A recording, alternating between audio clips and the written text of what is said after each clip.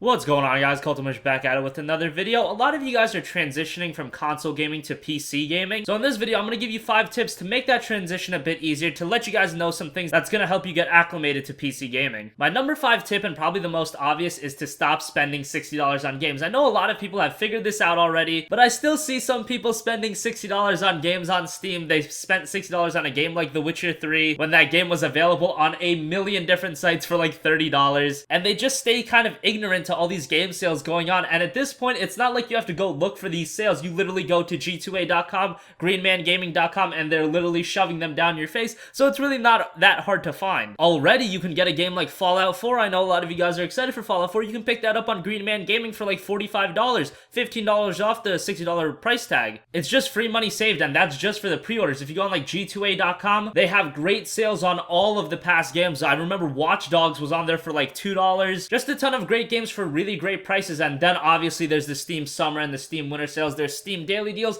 There's deals everywhere. I know consoles are starting to have some digital style sales, but they're nowhere near what you get on PC. There's so many sales, so many great deals to be had. The Humble Bundle as well. That's one that I always end up forgetting to mention. But yes, the Humble Bundle is amazing. You spend like $1, you get a ton of great games. You beat the average, you get more great games. The Humble Bundle is just great. You can get a ton of games for a really great price, and some of that money goes towards charity. So the Humble Bundle is just amazing. Check that out. There's just a ton of places to go to save money on PC. So if you see a game like Max Payne 3 on Steam, it's $20. Don't buy it right away. You can probably go online and get that game for like $5 to get a Steam key, and you'll be playing it, but for a much cheaper price. My number 4 tip is to adjust the settings to meet your expectations. A lot of new PC gamers and people that are coming over to PC, they have this fixation in their head to run every game at 1080p ultra setting 60 frames per second, because a lot of PC gamers do brag about it, and don't get me wrong, it is great. But I think a lot of new PC gamers and people that are looking to get into PC gaming kind of lose track of what they want. For me, I don't really care that much about frame rate. I know a lot of people are going to find that absolutely absurd, but I'm the kind of guy, if I'm playing a single player game, I would rather have the graphics really cranked up, and I can deal with 30 frames per second. That's like with a game like Witcher 3. I'm okay with playing that game at 1440p at really high settings, but only getting 30 frames per second, because that's just the kind of guy I am. You might be the kind of guy that you don't give a shit about graphics. You'll play the game at toaster settings, but you need a solid 60 frames per second. And yes, there are a lot of people that want the best of both worlds, but all I'm saying is that you might not be that kind of person. You just think you are because you hear everybody talk about it, you hear everybody brag about 1080p 60 frames per second,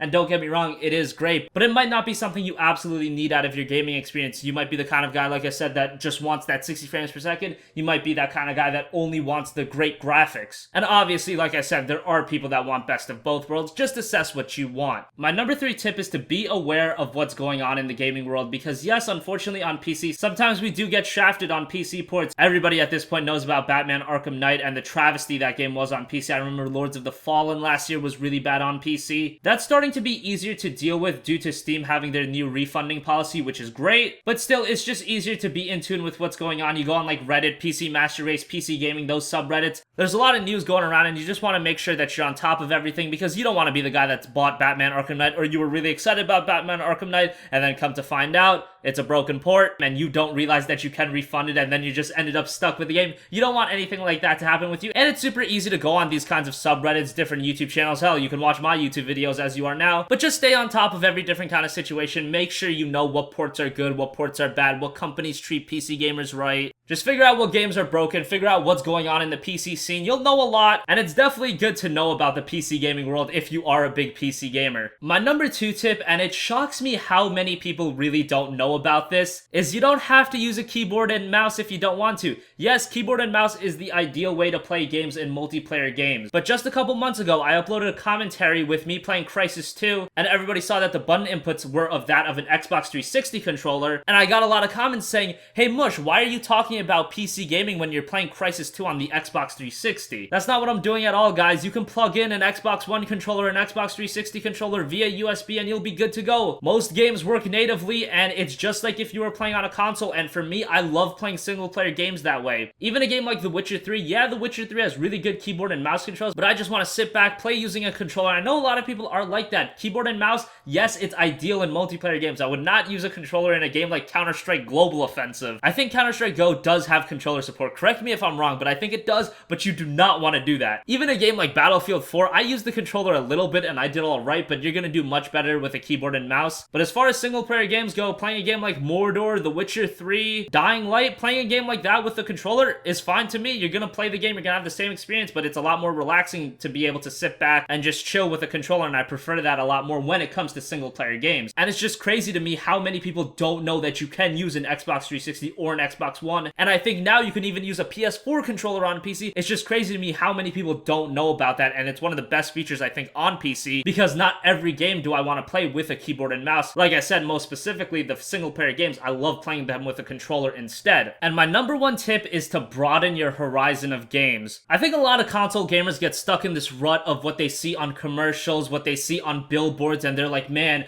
we need to play games like this, we need to play the Halos and the Last of Us and the Uncharted's of the world. And don't get me wrong, Uncharted is a great game, Last of Us is a great game, Halo's a great game, but just because a game isn't being heavily promoted doesn't instantly mean it's a bad game. There's thousands upon thousands of games on Steam, and when people say PC has no good games, I just scratch my head, because you go on Steam and you just see thousands upon thousands of games. Yes, they're not plastered all over commercials and on billboards in Times Square, but that doesn't change the fact that they're great games. Yeah, you have to research them a little bit more, but that goes back to my other tip of being aware of what's going on in the gaming world. You want to know what kind of games are coming out. Look at a game like This War of Mine. I guarantee you not many console gamers know about This War of Mine. That's a fantastic game, and no, that game didn't have Super Bowl commercials or it didn't have billboards in Times Square, but it doesn't change the fact that it was a fantastic game. And even a game like Civilization, a lot of console gamers aren't comfortable with a game like Civilization. Yeah, it's out of your comfort zone, but try it out. You might really enjoy it. I wasn't a big fan of card games, and then I played Hearthstone, and then Hearthstone was like the only game I played for like 3 months. Just try out many different games. Yes, you do have to step out of your comfort zone a little bit, but then you could discover games that you'll actually enjoy. You'll discover more genres that you'll enjoy. There's so many games on Steam, and there's so much history on Steam too, and not just Steam. There's a lot of different services, GOG, Origin, all those kinds of services, but there's so much history on those services because there's games from years ago, decades ago, that you can still play. Yeah, you gotta dig a little bit more, but there's a lot of great games to pick from, and yes, they're not the most promoted games, but there's a lot of great games out there, and just try them out. This War of Mine, Civilization, so many great games that I think a lot of people need to check out, especially if you're new to PC gaming. So as always, guys, thanks for watching this video. If you have a request for a future video, leave it in the comment section down below, and as always, guys, have a great day, and I'll catch you guys next time. Peace out.